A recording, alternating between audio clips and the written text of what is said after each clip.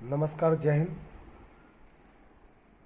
भारत सरकार ने कई योजनाओं को लागू करने के बारे में विचार किया था और कुछ किया भी है, जैसे कि नोटबंदी, जीएसटी, लॉकडाउन, कृषि कानून, अग्निपथ, सीए, एनआरसी, जिसमें लाखों लोगों को परेशानी उत्पन्न हुई।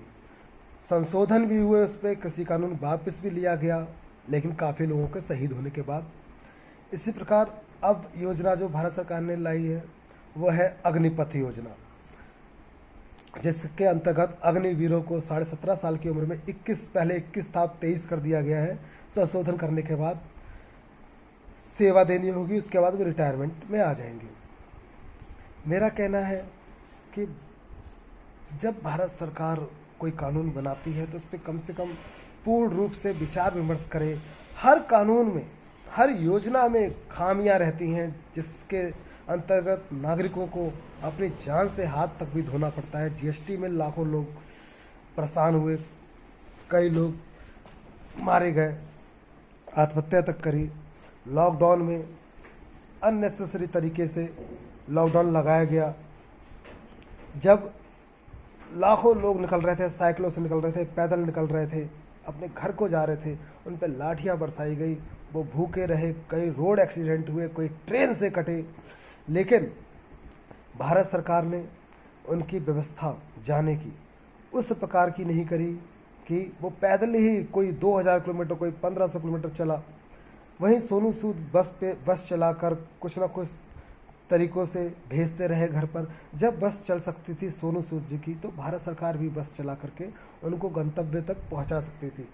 लेकिन जब इलेक्शन, उनका कहना था कोरोना है, ये है, वो है, लेकिन जब इलेक्शन जब होता था, कलकत्ता में रैली हुई, डोनाल्ड ट्रंप का कार्यक्रम हुआ, या फिर पंजाब में इलेक्शन हुआ था, तब जब भीड़ आती थी तो कहते थे वाह क्या भीड़ है, कितना भीड़ इकट्ठी हो रही है, तब वो खुश होते थे। वहीं सादी पार्टियों में 50-60 आदमी इकट्ठे हो जाते थे तो मुकदमे लग जाते थे। लॉकडाउन में कितने लाखों करोड़ों अरबों रुपए जुर्माना लगाया गया, मुकदमे डाले गए। ऐसे ऐसे डीएम थे, जो एक डीएम तो शादी में पहुंच गए थे, जो कॉलर पकड़ पकड़ कर मार रहे थे। एक तरफ कोरोना का पाठ पढ़ा रहे हैं कि 2 गज की दूरी, मास्क है जरूरी, और दूसरी तरफ खुद छू रहे, गले को छू रहे, तो फिर कहाँ का कानूनी पाठ रह गया भैया। तो ये योजनाएं जो थी, जो भी करे गए, वो बिना सोच विचार के करे गए। मेरा कहने का अर्थ ये है। उसी प्रकार इस योजना में अभी भाजपा के जो नेताजी हैं, कैलाश विजयवर्गीय जी, बोले कि अग्निवीर जो निकल कर आएंगे, रिटायरमेंट होंगे, वो बीजेपी कार्यालय में सिक्योरिटी करेंगे। अरे एक तरफ आप कह रहे हैं कि जो देशभक्त है वो अग्निवीर में आए, उसको देशभक्ति का तमंगा दे रहे हैं आप, दूसरी तरफ उसको तुरंत 4 साल बाद security guard, personal security guard, BJP कार्यालय तो पर्सनल सिक्योरिटी गार्ड हो गया, सिक्योरिटी गार्ड बना दे रहे हैं। तो दोनों में कितना अंतर है? एक तरफ कहाँ देशभक्ति और कहाँ पर्सनल। अरे आप कहते कि अन्य क्षेत्रों में देश की सेवा के लिए अन्य क्षेत्रों में मौका देंगे तो अच्छा लगता है, लेकिन आप ये कहेंगे कि बीजेपी के कार्यालय में सिक्योरिटी गार्ड देंगे पर्सनल, कि एक कोई नेता आ रहा है, कोई भ्रष्टाचारी नेता आ रहा है, उसके सामने से खड़ा होना पड़ेगा। जो कमीशन लेते हैं नेता रोड बनाने पर और हर चीज पे कमीशन लेते हैं, उनके लिए उस सिक्योरिटी गार्ड को अग्निवीरों को खड़ा होना पड़ेगा। प्रदर्शन शांतिपूर्ण होना चाहिए, जो हो रहा है वो गलत है। हर से मेरी अपील है कि प्रदर्शन शांतिपूर्ण करें और जनता तक अपनी बात पहुंचाएं, क्योंकि जब मोदी जी अपनी मन की बात 89 टाइम्स बता चुके हैं, तो हमें भी अपनी बात शांतिपूर्ण रूप से बतानी चाहिए। अच्छा, अगर रोजगार, भ्रष्टाचार और जीडीपी 3 की बात आती है, तो मेन मुद्दा यह है कि ये है क्यों, इतना ये बढ़ क्यों रहा है, भ्रष्टाचार इतना क्यों बढ़ रहा है, बेरोजगारी क्यों बढ़ रही है।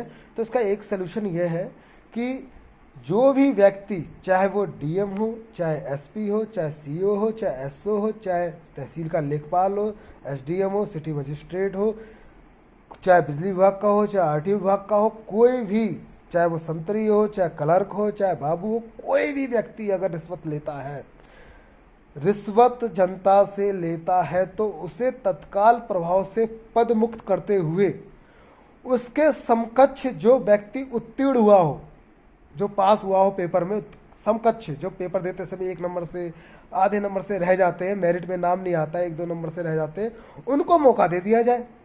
इस प्रकार भ्रष्टाचार भी खत्म होगा और बेरोजगारी भी खत्म होगी।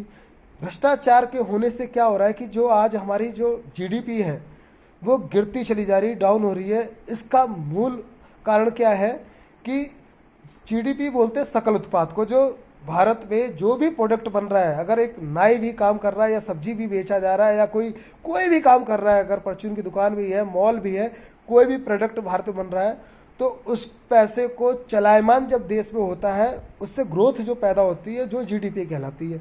तो वो भ्रष्टाचार इतना है कि हर काम के लिए जब पैसा सरकारी आदमी या नेता कमीशन के रूप में अपने लॉकरों में रख दे रहे हैं, जैसे अभी आईएएस अधिकारी के पास 25 करोड़ और पीयूष जैन के पास 175 करोड़ पाए जा रहे हैं, तो जब वो पैसा रख दे रहे हैं तो उसमें क्या हो रहा है कि वो पैसा चलायमान नहीं हो रहा है। जब चलायमान नहीं हो रहा है वो तो लॉक हो गया है लॉकर में, जो गतिमान होना था। तो ये क्या है, ये ग्रोथ को कम कर रहा है। तो भ्रष्टाचार हटाना जरूरी है। सबसे पहले भ्रष्टाचार खत्म हो। कोई भी व्यक्ति रिश्वत ले तो उसको तुरंत पदमुक्त करें, ताकि वो कह भी ना सके कि उसको सरकारी नौकरी नहीं मिली। भाई मिली थी, तुमने अपने लालच के कारण रिश्वत लेते हुए पाए गए और हमने तुम्हें पदमुक्त कर दिया, तुम्हें निष्कासित किया, हमेशा के लिए बर्खास्त किया, और उसकी जगह आपके नीचे जो बच्चा जो कम नंबर रैंक लाया था, मेरिट में नहीं आया था, उसको हमने मौका दे दिया। इस प्रकार बेरोजगारी भी घट गई। अब भ्रष्टाचार भी खत्म होगा, क्योंकि ये होना बहुत ज़रूरी है। मेरा भारत सरकार से निवेदन है कि आप अपने मन की बात कहते हैं, जनता की मन की बात भी सुने। हम कोई गलत नहीं कह रहे, आप ऐसी योजनाएं लाइए जिससे लोगों में रोष उत्पन्न ना हो। आप इलेक्शन के समय कहते हैं कि बताइए ऐसा होना चाहिए कि नहीं होना चाहिए, ऐसा होना, और वही जब जनता कहती है कि हाँ ऐसा करो तो आपको बुरा लग जाता है। भाई एक तरफ आप पूछते, अभी इलेक्शन आने वाला है 2024 का, तो देखिएगा सारे कानून आप हलक कर देंगे और फिर सिर्फ बात करेंगे भ्रष्टाचार की, बेरोजगारी की, इन सब की बात करेंगे इलेक्शन में। फिर आपका मुद्दा सब वैसा का वैसा अलग हट जाएगा। अभी आप केंद्र में हैं, सब कुछ है। भाई मैं बीजेपी का समर्थक हूँ, हमेशा वोट दिया है, मैं काम को देखकर वोट देता हूँ। आप मुझे अच्छे लगे, 2014 में मैंने सुना कि हाँ मोदी जी आ रहे हैं, इनको वोट देना है, मैंने वोट दिया।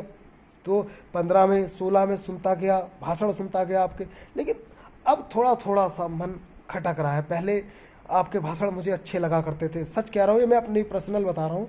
लेकिन अब मुझे कहीं जब टीवी खोलता हूँ, अगर आपका भाषण था अब आज की स्थिति में, तो मैं उतने मन से नहीं सुनता हूँ। लेकिन जो मेरा लगाव 2014 में आपका भाषण आता था, मैं कहीं भी होता था दौड़कर चैनल चेंज कर देता था, अपने बच्चे से लड़ जाता था, वो कार्टून देख रहा होता था, वो कहता ना मुझे मोदी जी का भाषण देखना है, तू भी सुन, बहुत अच्छा भाषण है।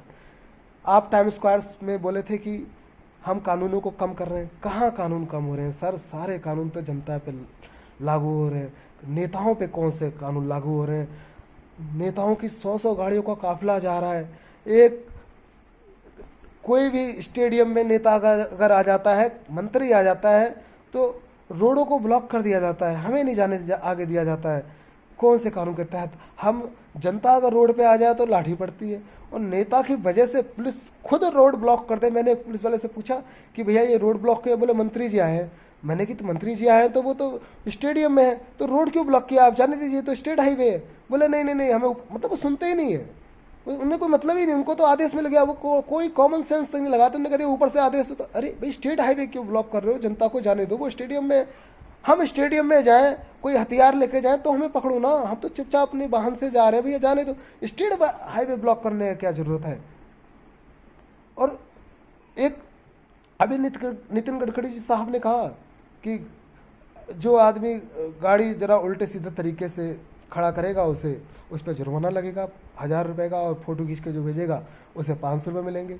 साहब पता नहीं कितने सालों से रोड तो अब चलो हमारे यहाँ की बन रही है, उससे पहले हजारों बार मैंने ट्विटर पे नितिन गडकरी जी को, मोदी जी को, सबको कितनी बार मैंने फ़ोटो भेजा गड्ढों का। मुझे तो जुर्माना मिला नहीं, मुझे भी मिलना चाहिए। कम से कम 1000 बार तो भेजा होगा पिछले 5-6 सालों में, सब रिकॉर्ड है मेरे पास, फेसबुक पर डाला होगा, आज तक मुझे जुर्माना नहीं मिला। मुझे भी तो जुर्माना मिलना चाहिए। गड्ढों का फोटो भेज रहा हूँ मैं, इंश्योरेंस लेके चल रहा हूँ, हाई सिक्योरिटी नंबर प्लेट लेके चल रहा हूँ, फास्टैग लगा के चल रहा हूँ, अपना पोल्यूशन लेके चल रहा हूँ, अपना ड्राइविंग लाइसेंस लेके चल रहा हूँ, स्टिकर लगा कर चल रहा हूँ, सब कुछ लेके चल रहा हूँ, मुझे भी तो जुर्माना दीजिए साहब।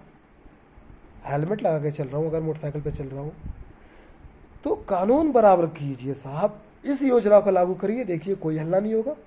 आप कम से कम जनता के हित के लिए कार्य करिए। मेरे मन की बात सुनिए, मैं अपने मन की बात सुना रहा हूँ। मोदी जी, अभी भी कम से कम 100% मैं आपको मानता था, आज कम से कम 40% आप मेरे दिमाग से थोड़ा सा हट गए हैं। देखिए 60% अभी भी दिल में है। वो 60% 2024 पे अगर आपको चाहिए तो अभी भी आप जनता के लिए काम कीजिए। जिस प्रकार आप पूछते थे जनता से कि बताइए ऐसा होना चाहिए कि नहीं होना चाहिए, तो मैं कह रहा हूँ जो मैंने अभी शब्द बोले हैं वैसा आप करिए। लोग बीके सिंह जी कहते हैं कि हम कोई जबरदस्ती थोड़ी दे रहे हैं। सर हमारा अधिकार है, आप जबरदस्ती नहीं दे रहे हैं, हमारा अधिकार है। आप तो खुद सेना में रहे हैं, आप अब लोकसभा के मेंबर हैं, 71 साल आपकी उम्र हो गई, आप तो अभी तक हैं। सर सोचिए, समझिए, विचारिए और फिर योजना को लाइए, जनता के हित में लाइए। जय हिंद, जय भारत, नमस्कार।